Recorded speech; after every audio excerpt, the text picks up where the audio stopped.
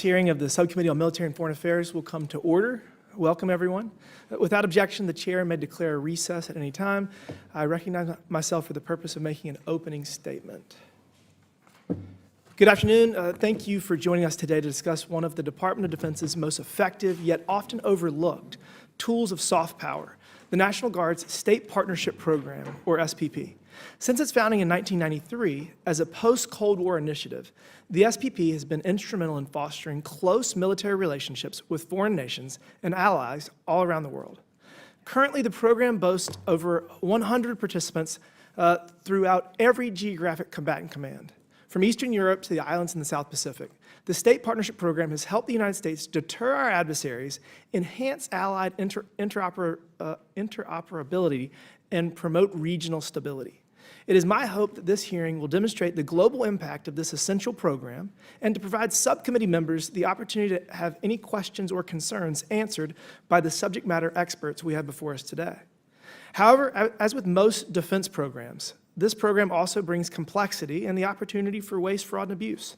A 2022 Government Accountability Office report found that DoD and the National Guard Bureau face serious challenges in tracking completed activities and clarifying legal authorities to partner nations.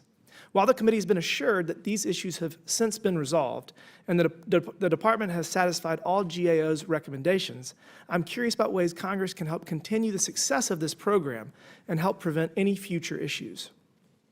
Additionally, I'm curious to hear from our witnesses how these valuable partnerships stay aligned with the administration's national security priorities, as well as how successful outcomes are tracked and measured. Finally, we must assess the resources that are provided to the program. Currently, the SPP's budget is just 1% of the overall defense security cooperation budget, but accounts for almost 30% of all geographic combatant command engagements with partners and allies. It is my hope that this hearing will bring to light the need for enhanced funding for the State Partnership Program and the vital mission it supports. I look forward to hearing from the witnesses today, and I want to thank them again for appearing before us.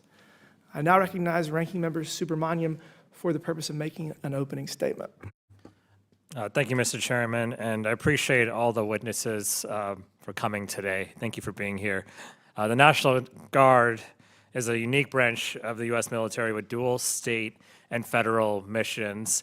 And I've had the pleasure of working with the Virginia National Guard in my time serving in Richmond and here in Congress, and I appreciate the great work that they do to protect our Commonwealth as well as the nation. And the State Partnership Program is a critical component of the Guard's global military readiness and America's partnerships around the world. And for more than 3 decades, the program has built relationships between the National Guard of every state, territory, and DC and 100 nations on every continent, may even be more now. And these partnerships support joint training exercises and disaster response, humanitarian aid, counterterrorism and counter-trafficking activities, and much more. And the Virginia National Guard currently maintains 2 relationships under the SPP. One is with Tajikistan since 2003. Tajikistan is a former Soviet republic, and the partnership has helped both sides develop counterterrorism, emergency response, and mountain warfare expertise as well, which has been critical. And last year, Virginia also finalized a second partnership with Finland.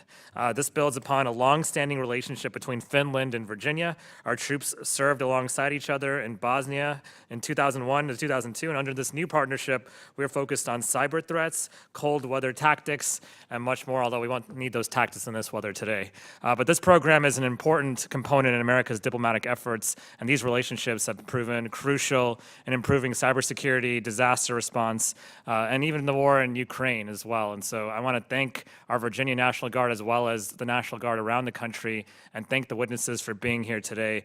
I look forward to today's testimony as we look for how we can be helpful in Congress to the National Guard and to the SPP program. Thank you. I yield back. Thank you. I'm pleased to welcome an expert panel of witnesses for today's discussion. I'd first like to welcome Mr. Christopher Mamaux, the Deputy Assistant Secretary of Defense for Global Partnerships at the Department of Defense. Secondly, I'd like to welcome Major General William Edwards, the Director of Strategic Plans and Policy and International Affairs with the National Guard Bureau. Lastly, I'd like to welcome Major General Robin Stilwell, the Adjutant General of the National Guard in my home state of South Carolina. A special thank you, General, for being here today. Pursuant to Committee Rule 9G, the witness will please stand and raise their right hand. Do you solemnly swear or affirm that the testimony that you are about to give is the truth, the whole truth, and nothing but the truth, so help you God? Thank you. Let the record show that the witness answered in the affirmative. You may please take your seat. We appreciate you being here today and look forward to your testimony. Let me remind the witnesses that we have read your written statement and it will appear in full in the hearing record.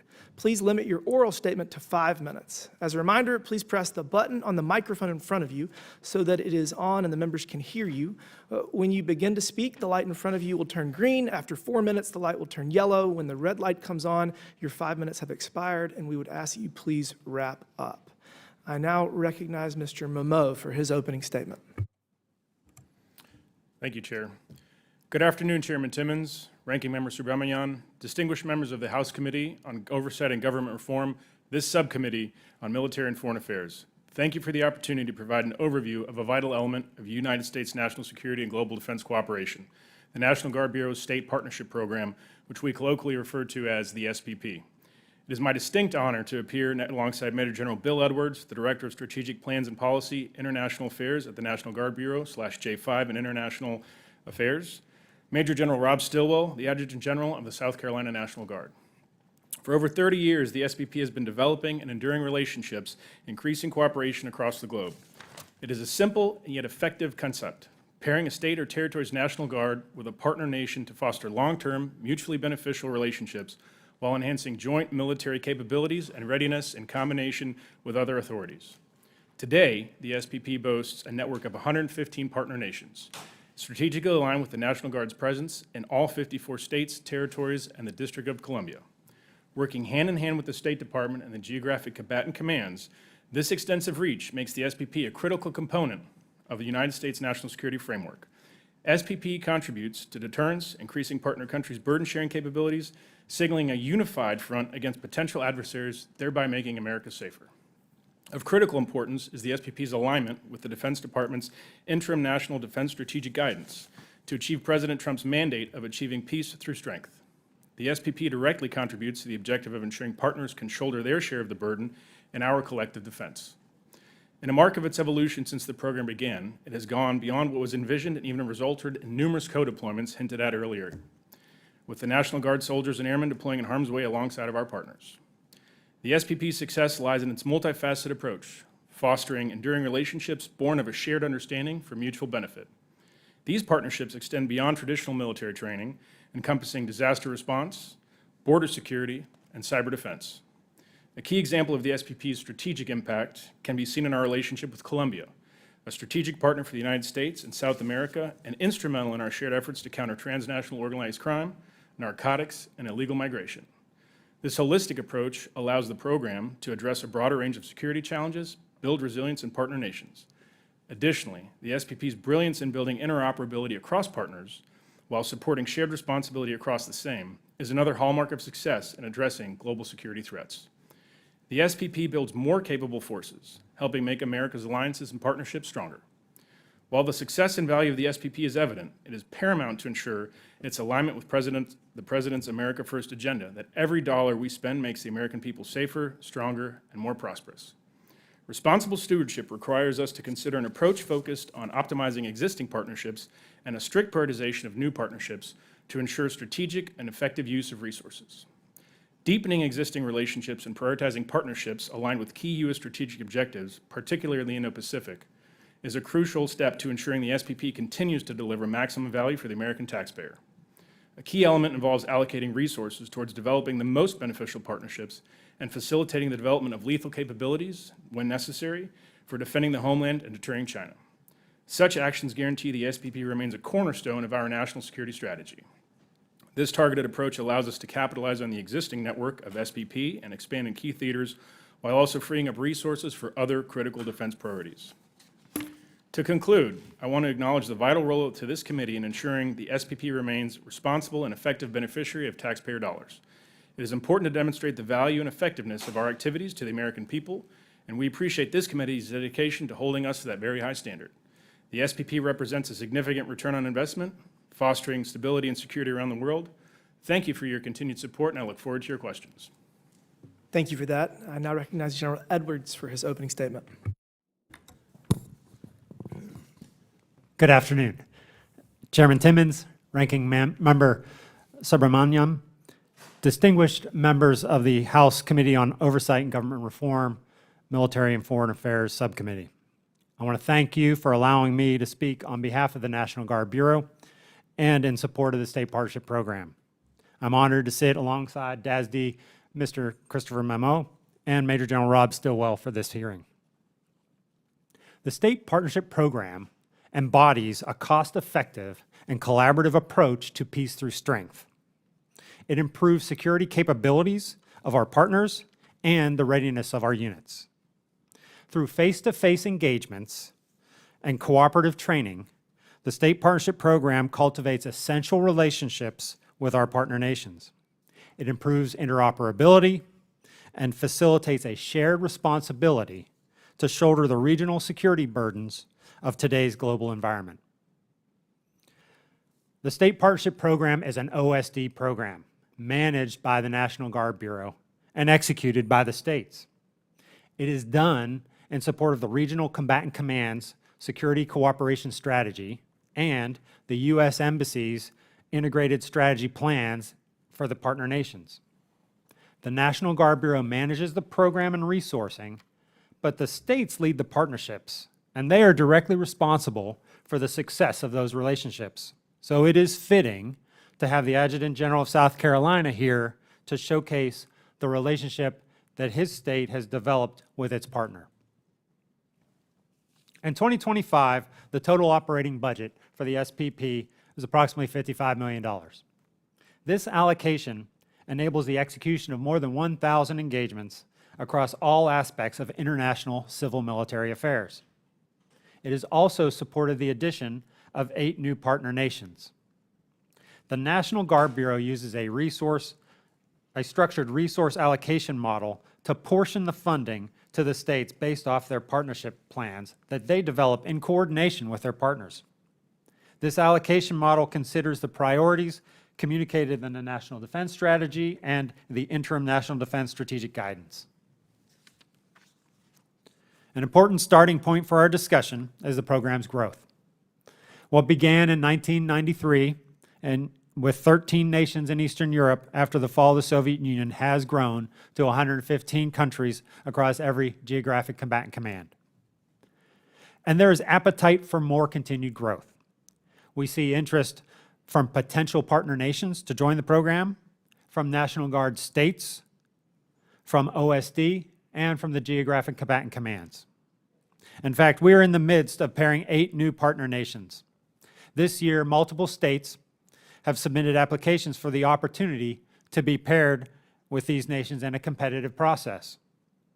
The state and partner nation pairing process includes a rigorous strategic and comparative analysis based off the state's capabilities. And with commensurate resourcing, the National Guard has the capacity to continue to grow the program in support of the Interim National Defense Strategic Guidance. The Chief of the National Guard Bureau, General Steve Nordhaus, testified earlier this month. He said, "We cannot overstate the value of these mutually beneficial security cooperation relationships that are built on trust and shared values." He continued to say that for less than 1% of the U.S. security cooperation budget, the SPP strengthens partner capacity, addresses security challenges, and enhances global stability. I'm happy to share that since the 2022 Government Accountability Office report, we have made great strides in improving the timely reporting of our state partnership program activities using SOCIUM, the Security Cooperation Program of Record. Our organization has worked with the Defense Security Cooperation University to revamp the training course that we provide to practitioners of the State Partnership Program, both in the states and in my International Affairs Division. This course provides clear guidance related to cradle-to-grave reporting requirements and the process to appropriately pair Section 341 SPP authorities with other appropriate security cooperation authorities. The State Partnership Program is a unique tool in the security cooperation toolbox. It is the only security cooperation program that delivers sustained, enduring relationships with our partners that our competitors simply cannot match. Many of our adjutants general have engaged with their partner nations' leaders, including their chiefs of defense, throughout their careers. I want to express my appreciation to Congress for their enthusiastic support of this program. It is an honor to lead a program that is so impactful in growing enduring security relationships on behalf of the United States. I am thankful to the 54 adjutants general and their soldiers and airmen who work tirelessly to increase regional security across the world. It is my pleasure to sit before this committee, and I welcome your questions. Thank you for that. I now recognize General Stilwell for his opening statement.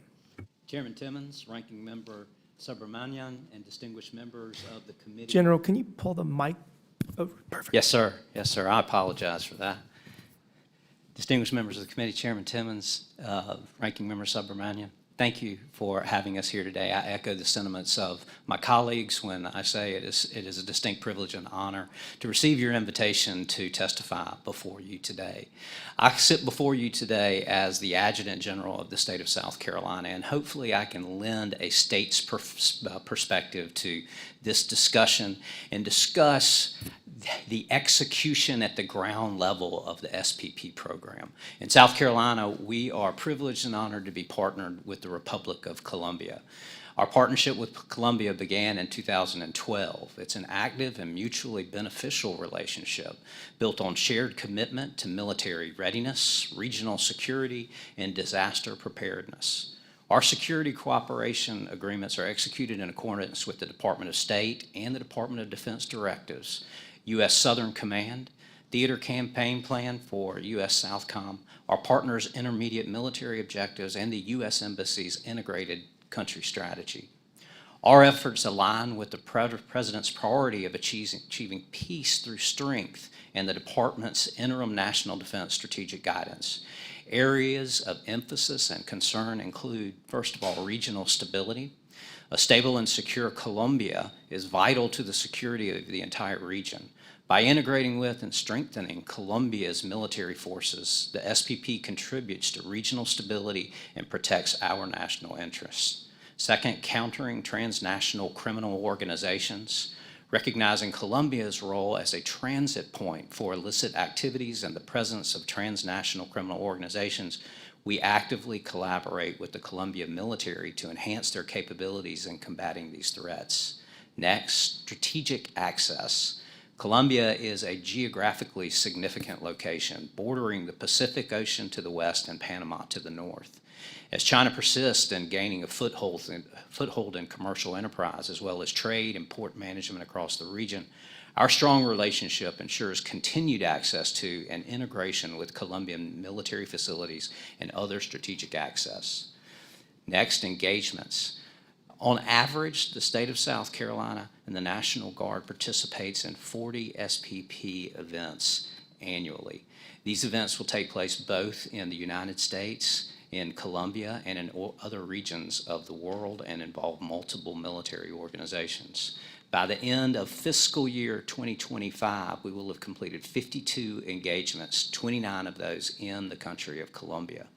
Our focus areas include rotary wing search and rescue operations, aviation standardization, which includes maintenance, safety, and readiness, vertical and horizontal engineering, cyber defense, explosive ordnance identification and remediation, disaster preparedness, courtroom procedures, and professional military development.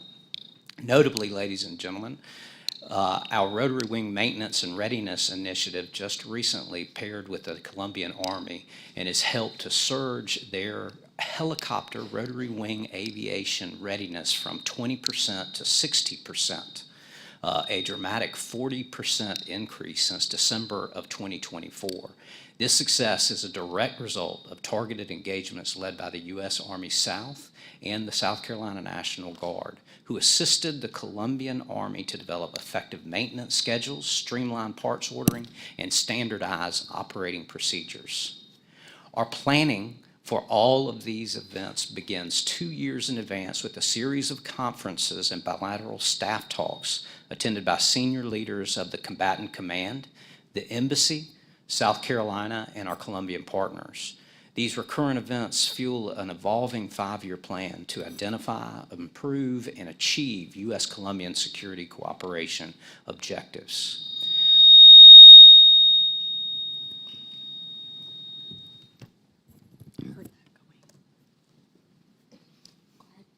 I'm good? Okay. Our exercises expand interoperability with Colombia. We've worked closely with Southcom, RSouth, and U.S. Air Force's Southern to support a long and varied list of military exercises and events.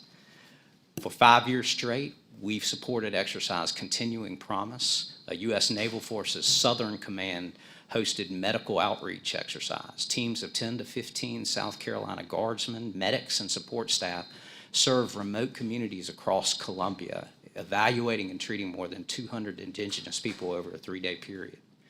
In 2021, we embedded a Colombian platoon with our infantry for a grueling deployment to the Joint Readiness Training Center at Fort Polk, Louisiana.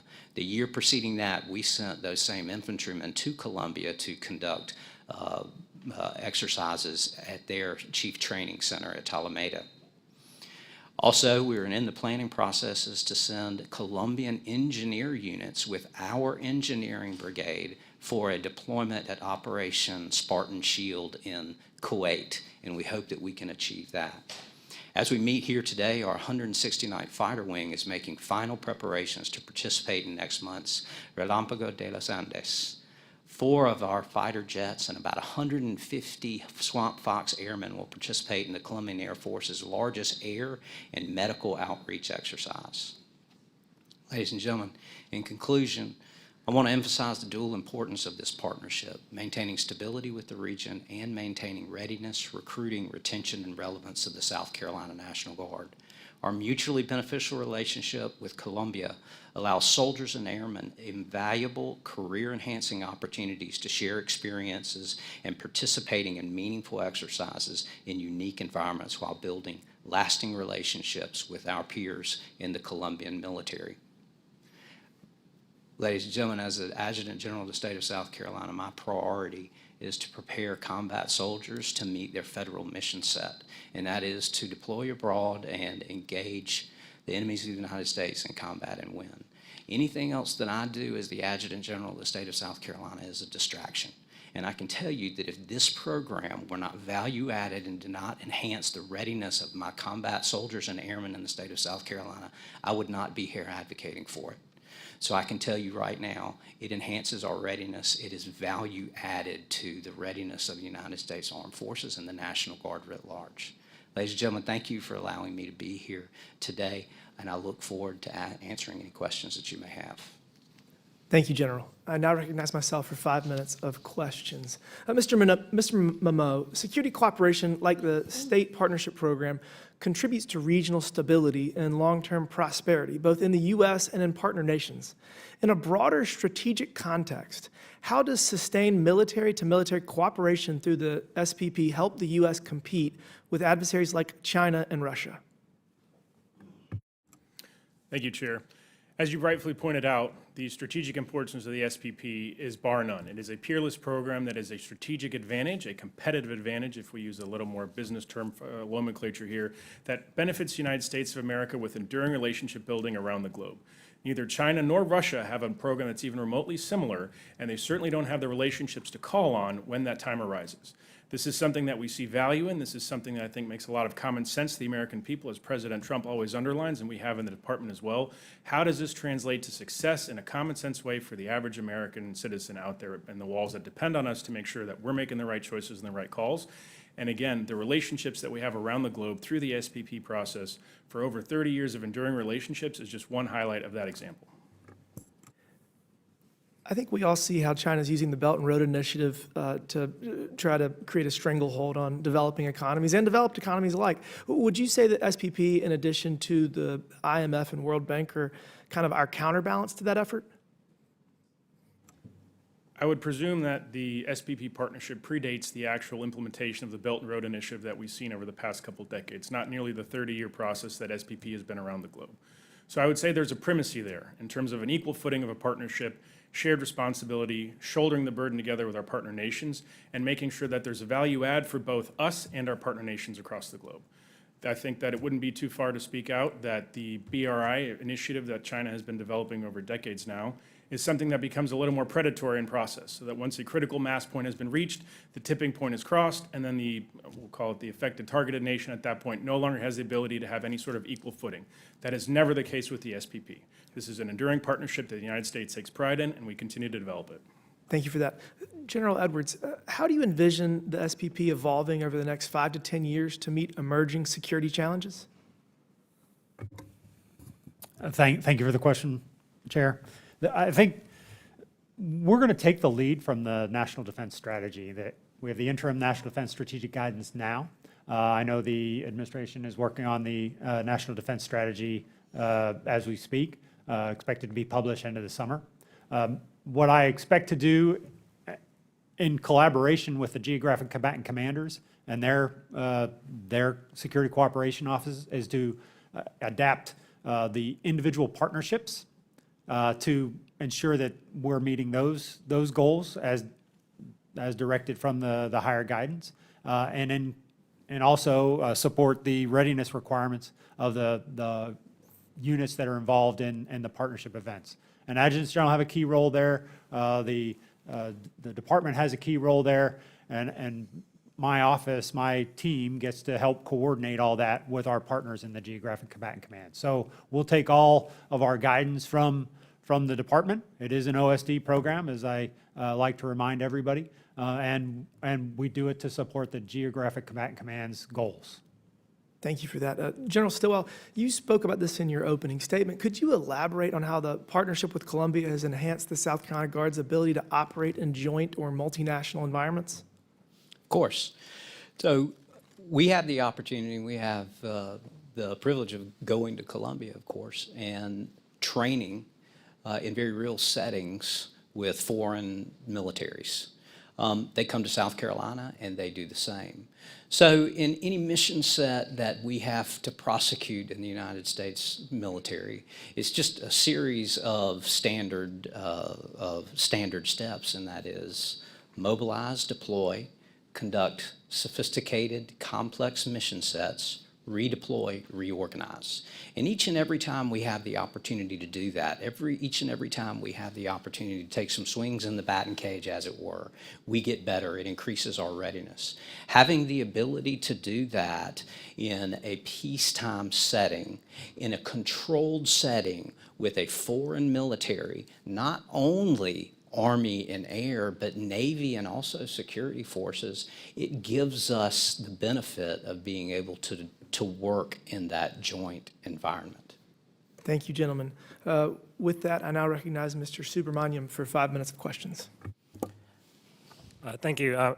Major General Edwards, I know the SPP program evolved from post-Soviet roots, well, it started from post-Soviet roots. And how has the program evolved over the years and changed? And what changes do you think may happen in the future? Ranking Member, thank you for the question. I think, how has it evolved? It's had a steady growth over the many years, the 32 years since inception. That first grouping of 13 nations, as we both, I think, discussed earlier, came from the breakdown of the wall between East and West. Since that time, it's continued to grow on average about 5 countries a year. This year is a kind of a less current year we're in, had 8 new countries added to the program from all across the world. If you go by Geographic Combatant Command, Southcom, of which Columbia is in that area of responsibility, that's a saturated market, so to speak. All the countries in the Southcom AOR are in the state partnership program and aligned with, partnered with a state. We're about 29 countries in the European and EUCOM area of operations. We've got 18 in Indo-PACOM and 25 in Africa. So the opportunity to kind of expand the program into clearly the priority theater for the administration is Indo-PACOM. We definitely want to support that. And I think there's also an opportunity to grow the program, again, based off the department's priorities to counter China, to counter our adversaries in areas such as Africa and the Middle East. So without identifying countries that could join the program, I'd say we follow the priorities of the administration. That starts in Indo-PACOM and everywhere else that China has began to expand its influence across the world, and I think we can certainly match that with continuing to grow the state partnership program. Yeah, thank you. And, I talked to a lot of defense contractors in my district and across Virginia, and they're saying that the future of warfare is changing, right? It's no longer, certainly not horses and bayonets anymore, but no longer even tanks or ground troops as much. A lot of it is fought online with cybersecurity hacks and, offensive and defensive digital warfare. And so is the National Guard and the SPP, has that taken that into account? Are there any programs to look at the future of warfare? Absolutely. That's part of what we do as we adapt our forces, and part of and as the global environment changes, we adapt to follow that. I'll cite the Virginia's partnership with Finland. I know there was a cyber exercise recently, collaboration between the Virginia National Guard and the Finnish cyber defense forces, and I think what's particularly important about that, and I was once told that from a colleague in the Finnish armed forces that the Cold War never ended for them. So that exercise focusing on cyber in the cyber domain happened on the doorfront of a potential adversary, and in that gray space, that hybrid warfare environment that I think describes the situation as you stated. And we've talked a lot in this committee about, again, new tactics in warfare. And so I know Tajikistan, the program is looking at mountain warfare. We've talked even about drones and drone warfare. I'm curious what other types of kind of cutting edge initiatives are happening in the SPP, and how can Congress be helpful moving forward? Yeah, I think as all our forces adapt to the new character of war, as it's been called, and include the transparency of the battlefield, which is what drones and unmanned aerial systems provide. We adapt our tactics, we adapt our formations. I know the Army is going through a big adaptation right now. All of our forces are anticipating the changes that will be required in this new character of war. And so as we change, it actually helps our partners change with us. That maintaining interoperability with the state partnership program, I think, is key. So whether it be through cyber operations, cyber exercises, unmanned aerial surveillance systems, or even ground maneuver with bayonets, because that I don't believe that will ever completely go away. But we will adapt the ratios of those dimensions of warfare as the situation requires, and we will share that and leverage some of those insights that we gain from our partners. As I stated, some of our partners who are closer to the adversary physically than our forces are, they have a lot to share with us. Thank you. Thank you. I yield back. Thank you. I now recognize the gentleman from Texas, Mr. Cloud, for 5 minutes. Thank you, and thank you for being here, and thank you again for your service to our country. I'd like to hear a little more. I appreciate the insight you've provided on the deployments, Colombia being an example, and what we can learn in drug interdiction and working with them, and also the lessons and how they're applicable. But how often do these deployments happen? What are some other examples in other countries? How do you prioritize which mission to go to, especially in light of limited budgets, and then what's on the stop doing list as you're looking for more capabilities with limited budgets? may have to stop doing some things to increase our capabilities in other areas. So thank you for the question, sir. What I'd tell you is, in our relationship with Colombia, I've always said that our operations, our deployments, our engagements are really only limited by imagination and inclination. So we're very active with Colombia. You talk specifically about deployments. There have been other states, and I'll defer to General Edwards on those other states who may have had deployment experiences. But we are sending, again, as I'd mentioned before, perhaps and planning to send some engineering assets from the Colombian Army with our engineer brigade. We've also had, again, those infantry units marrying up and training together. In a lot of instances, the way we determine who is going to train and or deploy with whom is really looking at like units with like mission sets. So that they can marry up and they can prosecute the very same mission set when they get into either a training environment or when they get overseas. I know, and this speaks a little bit to the ranking member's question as well, but we're talking about deployments. The cyber end of it is very active as well in Colombia. We have a cyber battalion in the state of South Carolina, and we have had 3 engagements with the Colombians so far this year, and right now, as I speak, we're engaging in our 4th. We've begun to speak with the embassy about perhaps sending some of our cyber personnel down there during Colombia's elections that are upcoming as well, just to perhaps assist or advise to the extent that they may want that. So we're doing it continuously. If I could say the remaining of the time to get y'all's perspective on that, General Edwards and Mr. Mamaux, did I pronounce that right? Absolutely, and I think, you know, Thank you, then. The case study with South Carolina and Colombia is a good one.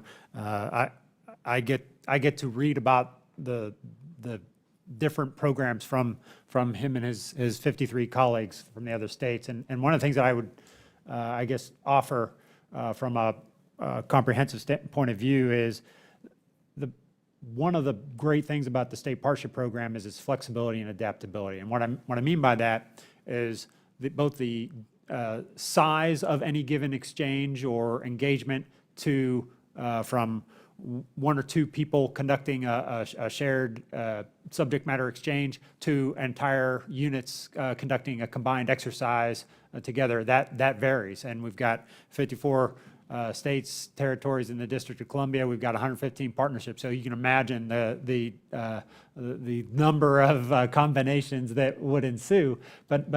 And it's flexible, it's adaptable, and so they vary in scale. I think the prospect of a deployment, a combined deployment came up that General Stilwell mentioned. There's one going on right now.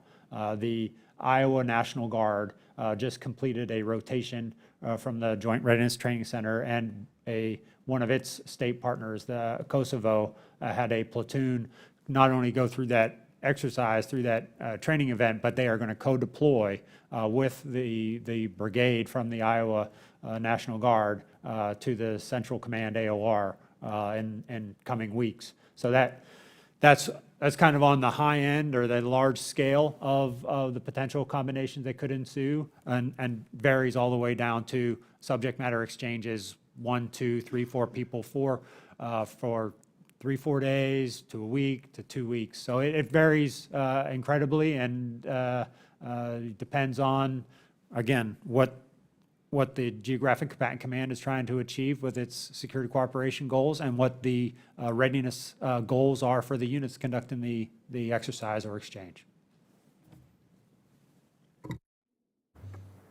Thank you. I now recognize the gentleman from Massachusetts, Mr. Lynch, for 5 minutes. Thank you very much, Mr. Chairman and Ranking Member Subramaniam, Mr. Mamaux, Major General Edwards, Major General Stillwell, and folks behind you. Thank you so much for your service to your country. Really appreciate you, and we honor your service. Thanks for being here and being willing to answer questions before the committee and help us with our work. Originally, I had planned to address the refusal of President Trump to consult with California Governor Gavin Newsom and Los Angeles Mayor Karen Bass before making a unilateral decision to deploy the National Guard and the United States Marine Corps against the civilian population of Los Angeles. Unfortunately, more recent events have now overtaken and amplified this same problem of unilateral dictatorial decision-making by our president. I'm, of course, referring to President Trump's refusal to include Congress in a meaningful way on the decision to deploy U.S. forces in a military operation against the Islamic Republic of Iran. I won't ask you any questions about that. It would not be fair to you. You are not prepared to address that issue. But I do want to get this on the record. So this decision to deploy U.S. forces in a military operation against the Islamic Republic of Iran, where uranium enrichment, potential nuclear weapons development, and the custody of over 800 pounds of near-weapons-grade fissile material remains unaccounted for. I think a lot of Democrats and a lot of Republicans agree that should be the hearing we are having. Will the gentleman yield? Not yet. What is also deeply troubling is the deliberate decision by the President to share less than complete information with even some of my Republican colleagues, especially senior Republican members, while completely concealing information and thereby misleading duly elected Democratic members of Congress who should have been immediately and fully informed. And that is different in this country. That's a real departure from how we usually deal with moments of crisis in the country, especially when it involves our military. We've not seen that before, because in the past, from President Washington to Wilson to President Roosevelt, Eisenhower, and Johnson, to both President George H. and George W. Bush, and up until the present day, every one of those presidents, Democrat and Republican, has kept faith with the basic premise that on those very rare occasions when diplomacy fails and our national security is threatened, and we need to send our sons and daughters into battle, that we don't do so as Democrats or Republicans. We do it as a country, as Americans. We go into battle together, fully informed. That principle was abandoned last week when President Trump allowed spiteful and small-minded mentality to get in the way of a larger mission. And he divided this Congress, and he divided the American people into those who were informed and those who were misled. He once again treated a very serious situation in an unserious way. We need to defend democracy. And remember, while the President is Commander-in-Chief, he is not a dictator and not a king, and Congress must be informed. And that decision to deploy U.S. forces must meet a higher standard.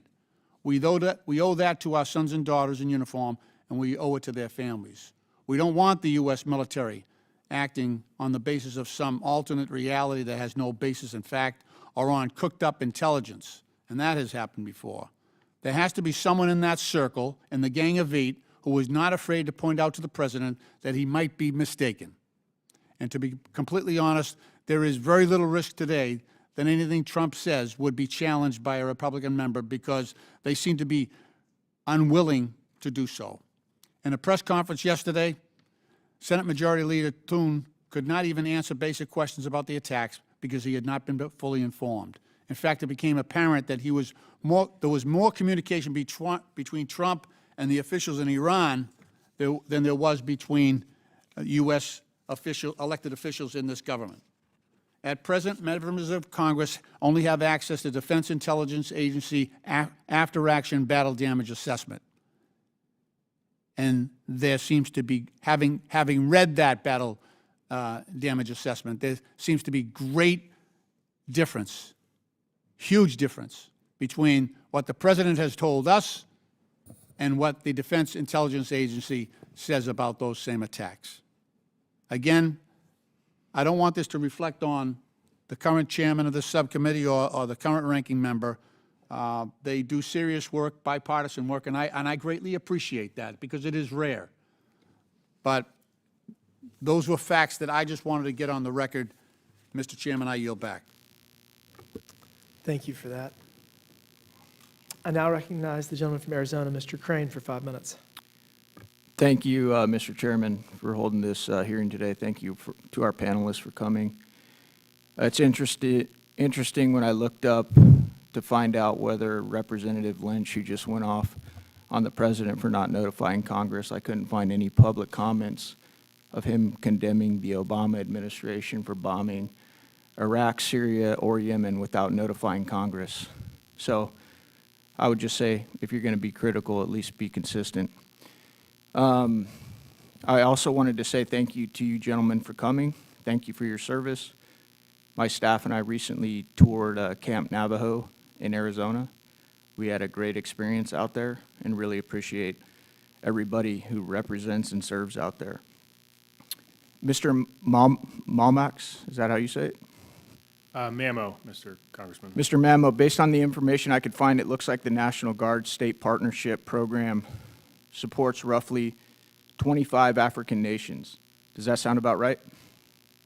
That is correct to my knowledge, yes. The program provide tactical training, correct? It certainly can encompass that, yes. Do you vet or disqualify participants in this training, or do you simply train whoever State Departments sends your way? Thank you for the question, Mr. Congressman. The vetting piece is an interesting component of this, and to make sure that America's sons and daughters are in fact safe when we have these partnership engagements. Thank you. I'm going to read you guys a list of National Guard units and their deployments, and I'd like to see if any of you can tell me what they have in common. Indiana National Guard deployed to Niger in 2017. DC Guard deployed to Burkina Faso in 2018. Michigan National Guard deployed to Sierra Leone in 2024. And the Wyoming National Guard deployed to Tunisia in 2004. Either of the generals, would you like to take a stab at what they have in common? Go ahead, Congressman. All these nations experienced military coups at some point after U.S. military training. Niger, coup in 2023. Burkina Faso, coup in 2022.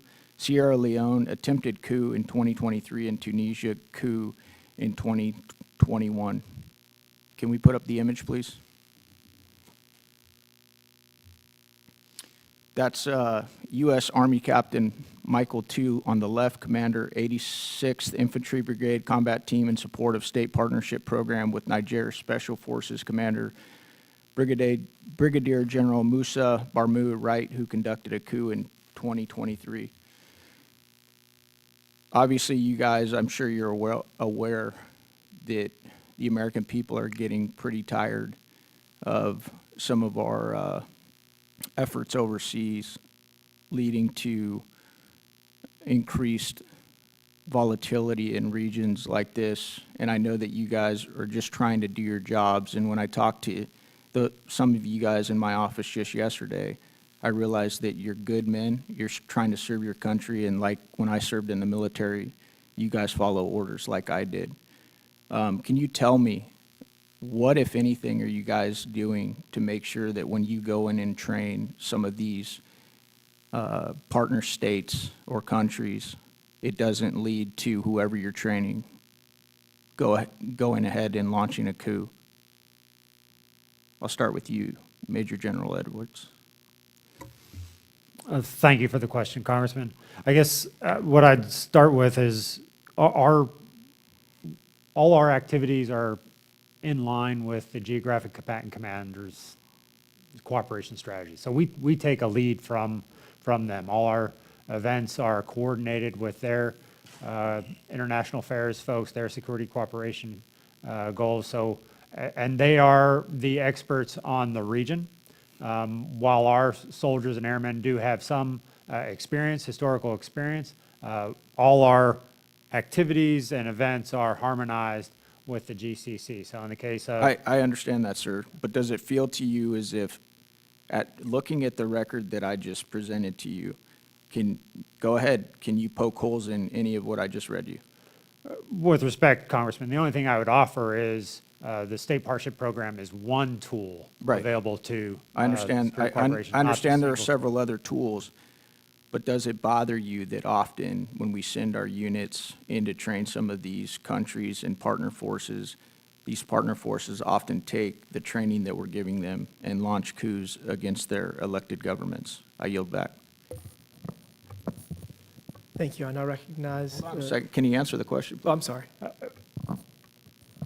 What I am certainly concerned about, Congressman, is a program that is designed to promote regional stability, and when regional stability may not follow that. But as I would say, not all factors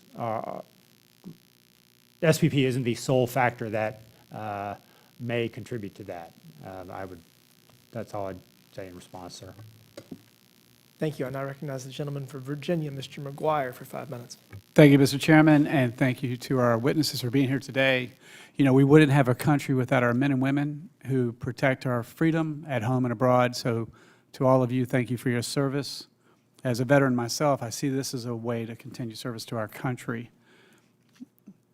The Virginia National Guard, by the way, has been in partnership with Tajikistan for over 20 years, 22 years, I think, and the relationship has benefited all parties and has resulted in shared subject matter expertise during 200 military-to-military engagements. Those engagements help counter terrorism, deter violent extremism, expand emergency response capabilities, develop professionalism among leaders and staff, and promote shared values in national sovereignty and security. As of last year, Virginia is now partnering with Finland as well. And General, I think you mentioned the Cyber Shield exercise in Virginia Beach. I actually was there witnessing 13 countries, and it was amazing what they can do. And obviously, God forbid, we need to have that collaboration. That was great. You know, one thing, when I was talking with the folks in Finland, they call themselves a frontline country. So I would say, General, I'm sorry if I can't say your name right. Is it Edwards? Why would they call themselves a frontline country? They have the largest land border with the Russian Federation, so they view that as their frontier.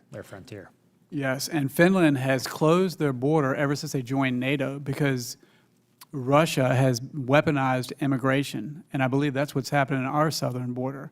And thank God we've got folks like you making sure that we can secure that border and keep Americans safe. Major General Edwards, how would you describe the benefits that Virginia, the United States, and Finland may expect to see as a result of this new partnership with Finland? Thank you for the question. I think I described one of the contextual benefits earlier, the fact that they're collaborating with a partner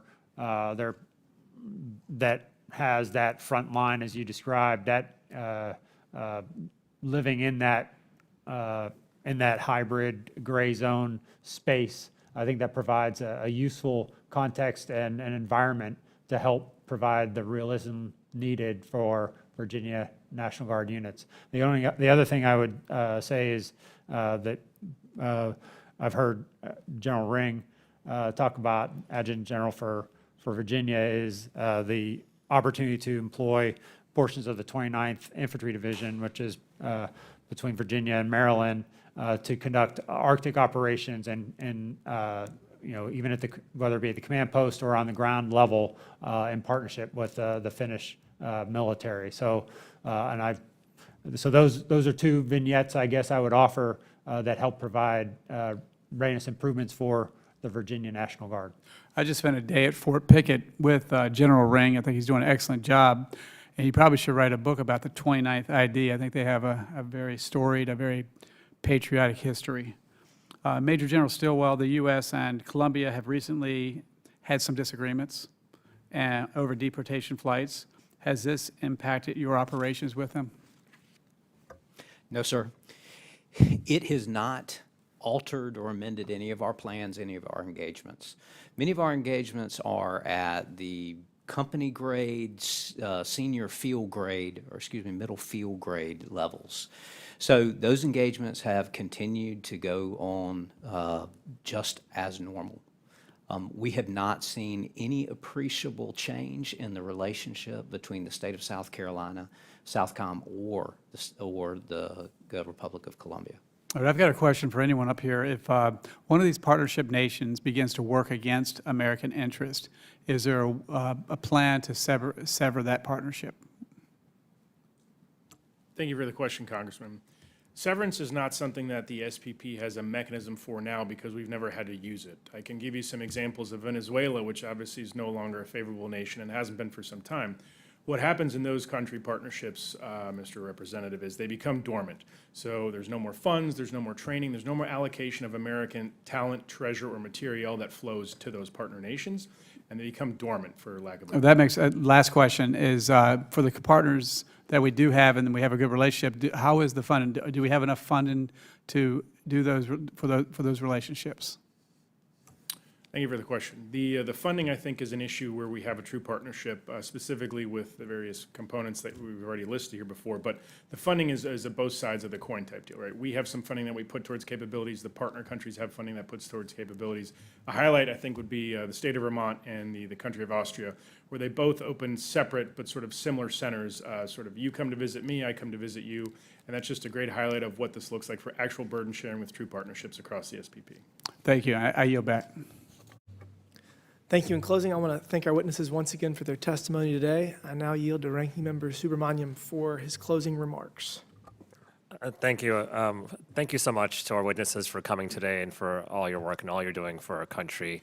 I think the SPP program shows that not only are you focused on defending our nation and our states, and you're also focused on seeing how we can be better all the time and using that collaboration and that diplomacy through the SPP program to strengthen ties with countries around the world. And something was mentioned earlier about regime change. I think these programs have, in pretty much every case, predated quite a bit some of those regime changes. And just because the National Guard is there does not mean the National Guard was the reason for that regime change. I think what's happening here with this program is we're simply working with every country that's willing to work with us and that makes sense to work with to try to improve our own defenses as well as to work collaboratively with them. And as mentioned in another meeting with some of the witnesses, these collaborations have ended in really important ties and even individual relationships that have been crucial to our diplomacy with some of these countries and around the world. And so I think it's a great program. It's something that Congress should continue to support. And one last thing, it's not related, but I think I have to bring it up. The recent events in California with the National Guard being deployed there, it was the first time in 60 years that a president has deployed the National Guard without request from the state's governor. And it was unnecessary and escalatory. And one of the things that really bothers me about that is, our folks in the National Guard are doing their jobs and they're serving our country. And by the time that they were deployed, those protests had been under control. And it was completely unnecessary. And what ended up happening was, according to one report, troops reportedly arrived without lodging or federal funds for food, water, or other supplies, and it was unclear whether additional troops would stay or how enough portable bathrooms would be supplied. And only 300 troops were actually deployed, and the rest were sitting unused in federal buildings without orders. And, I think what was happening was we were making a political point when the president sent the National Guard there. And the upshot of it was it cost taxpayers tens of millions of dollars. I think one estimate put it at $134 million. And so it's completely unnecessary. And I think the weaponization of the National Guard and of our military is wrong, and we should stand up against it. So I'll yield back. Thank you, Mr. Chairman. We'll stand at recess for 1 second.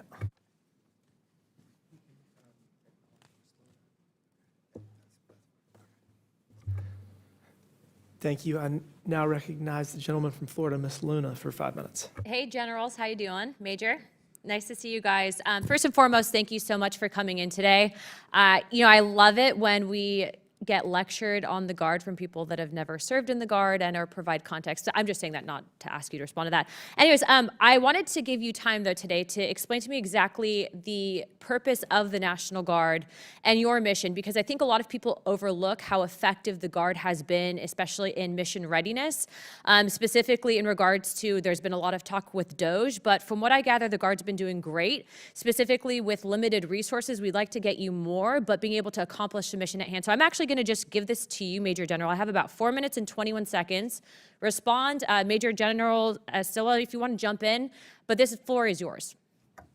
Thank you very much for the question. And I answer this question a lot in our communities because a lot of people don't necessarily know what the role of the National Guard is. But the National Guard is the combat reserve of the active Army and the active Air Force.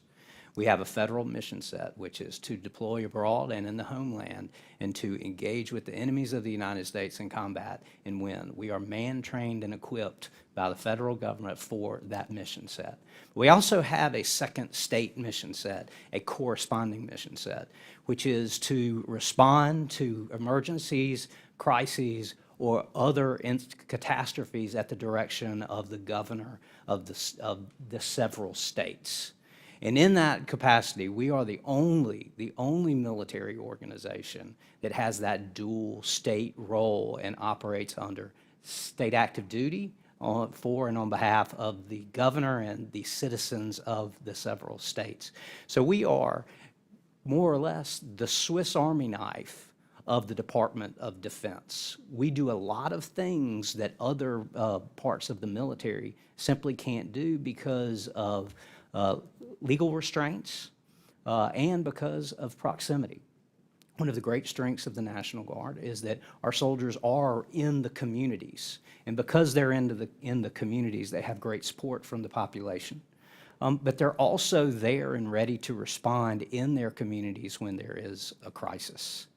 So I could go on for hours talking about the National Guard and our role and who we are, but I'll leave it at that, ma'am, and answer any additional questions that you have. Excuse me, they turned off my mic. Major General Edwards, I know that I've actually had the privilege of talking with you prior to this hearing. You have a lot of good things to say about specifically what the Guard has been able to do in regards to backfilling for active duty and maybe reserves. Can you please elaborate on certain programs and also where you need help from Congress? You'd figure this would be more of a bipartisan issue. I apologize if people made it partisan while you guys were being questioned. Well, I think General Stilwell summed it up quite well, and especially with his position as an adjutant general, who actually is responsible for the manning, training, equipping, and of his formations, both air and Army. But if I were to just kind of maybe complement his words, we are, we're a citizen soldier force. Over 80 some odd % of our soldiers and airmen they have a civilian career outside of uniform. Using myself as an example, I worked at HP for 25 years before retiring, and through that entire time, I was a citizen soldier working at HP and also serving in the Army National Guard, and in my case, in the state of Oregon for those 25 years. You and I both were at Oregon, so Excellent. former Guard member here. Excellent. Just real quick, what would you guys need if you could do a magic wand on an appropriation request to help the National Guard? What would it be? We only have about a minute left. I guess I'm not going to cite a number, but I will cite predictability. Okay, Predictability, and coming back to the state partnership program, which I think is our focus today, the ability to properly plan and execute the engagements of the variety that I described to Congressman Cloud earlier, that requires time and knowing you have the resources in time to have that exercise or that event is key. So that predictability is that would be the one thing I would ask for your help with, Representative, to ensure predictable funding. Got it. Okay, and then I just have one more question. So I got badly hit with hurricanes this past hurricane season, and obviously we've been pushing really, really hard with the Secretary of Defense for a Guard unit special tactics squadron. I know that that's Air National Guard purview, but you guys are the Guard, so I just figured I'd ask you while you're here. I mean, since when has the Guard said no to another STS unit? You guys are obviously in support of more funding and more bases, but would you support an additional Guard unit? Just out of curiosity. So I would be ill-advised to answer for the enterprise writ large. We're always looking for additional capacity. Being the Adjutant General of the state of South Carolina, I'm very familiar with hurricanes. And what we find, again, is that we've been successful in working with what we have. If you come to me and you tell me I'm going to give you additional force structure and I'm going to give you additional capacity and I'm going to give you additional funding, then I would say thank you very much. Well, thank you, gentlemen. We appreciate you guys being here. Honestly, it's been a pleasure. You guys make me miss the uniform, but I'm glad you guys are here serving continuously. Thank you. Thank you for that. I appreciate the ranking member allowing us to yield to Ms. Luna. I now yield to the ranking member again for as much time as he needs. Thank you, Mr. Chairman. I just want to, just based on a previous comment, cite an article by the former number 2 of the National Guard, Randy Manor, who he said, "I led the National Guard and regular Army units, and using the military to intimidate Americans is 100% wrong."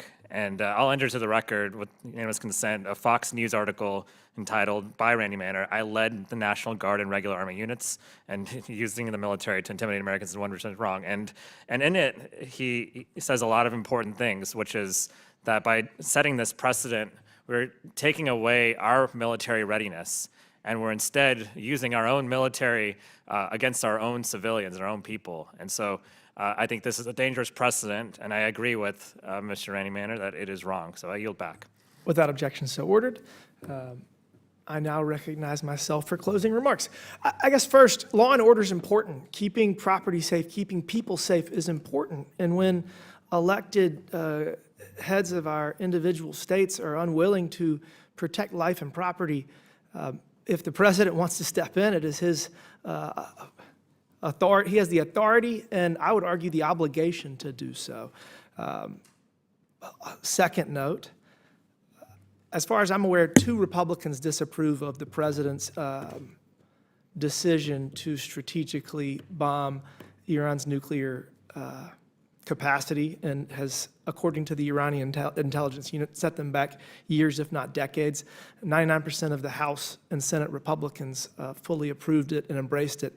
Interestingly, about half of my colleagues across the aisle in the Senate and the House agreed with the president's decision. And finally, in the 8 years of the Obama administration, 27,000 bombs were dropped on 7 countries.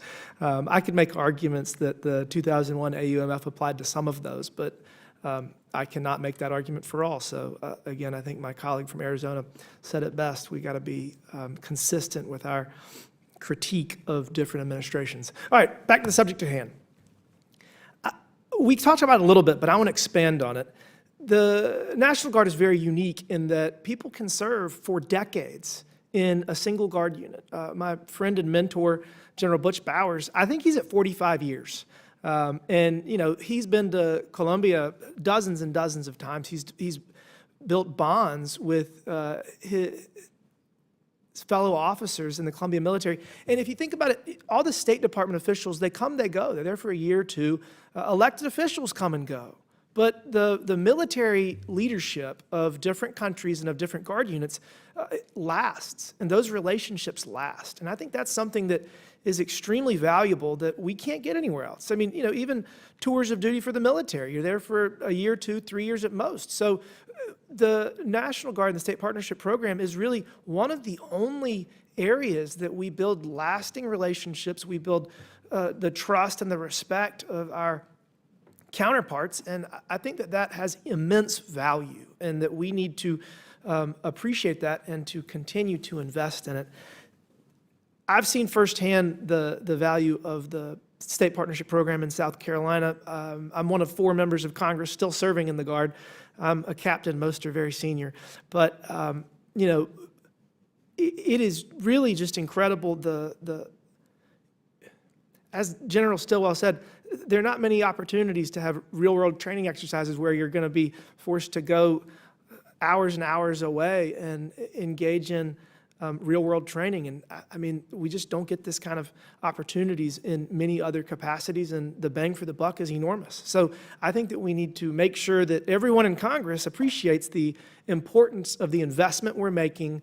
The return on the investment is enormous relative to the cost. And I will do everything I can to continue to prioritize our spending on the state partnership program and expand it wherever possible. And gentlemen, I can't thank you enough for taking the time to be with us today. And I said 90 minutes, and I'm 17 minutes early, so look at that. With that, and without objection, all members have 5 legislative days within which to submit materials and additional written questions for the witnesses, which will be forwarded to the witnesses. If there's no further business, without objection, the subcommittee stands adjourned.